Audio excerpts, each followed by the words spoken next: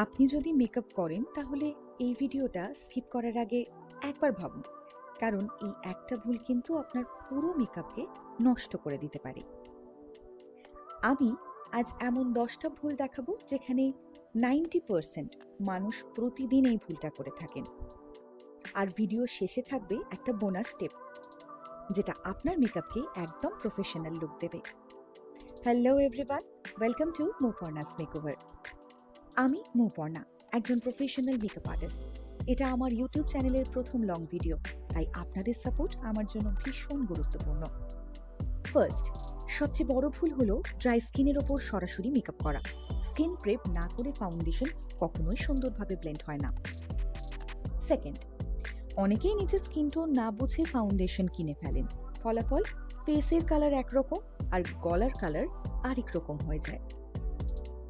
Third, বেশি foundation ব্যবহার করবেন না। কম প্রোডাক্ট দিয়ে লেয়ার বিল্ড করুন, এতে মেকআপ অনেক ন্যাচারাল আর লং লাস্ট হবে।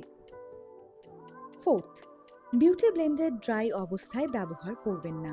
আগে ভিজিয়ে এক্সট্রা ওয়াটার চেপে বের করে দিন।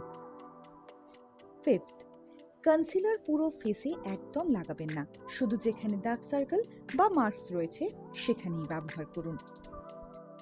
সিক্সথ, পাউডার দিয়ে ফেস একদম হোয়াইট করে ফেলবেন না, যেখানে যতটুকু দরকার ততটুকুই ব্যবহার করুন। 7, পাউডার ব্লাশ ফেসে অ্যাপ্লাই করার আগে অবশ্যই ক্রিম ব্লাশ তার আগে অ্যাপ্লাই করতে ভুলবেন না।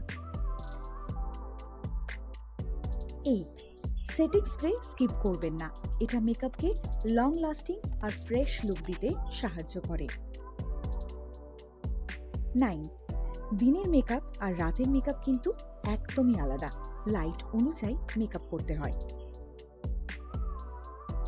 10, সবচেয়ে গুরুত্বপূর্ণ প্র্যাকটিস। শুধু দামি প্রোডাক্ট কিনলেই প্রফেশনাল মেকআপ হয় না, টেকনিকটাই আসল। এবার বোনাস টিপ, মেকআপ শেষ করার পর 1 থেকে 2 মিনিট অপেক্ষা করুন। তখন প্রোডাক্টস স্কিনের সঙ্গে ভালোভাবে সেট হয়ে যায় আর মেকআপটাও ন্যাচারাল দেখায়। আজকের ভিডিও যদি আপনাদের ভালো লাগে তাহলে লাইক করতে একদম ভুলবেন না। কমেন্ট করে জানাবেন পরের ভিডিওতে কোন টিপসটা আপনারা দেখতে চান। আর অবশ্যই মোপর্ণাস মেকওভারের চ্যানেলটি সাবস্ক্রাইব করে বেল আইকন অন করে রাখুন, কারণ আমি নিয়মিত makeup tips, bridal secret, product review আর প্রফেশনাল টেকনিক নিয়ে ভিডিও নিয়ে আসব।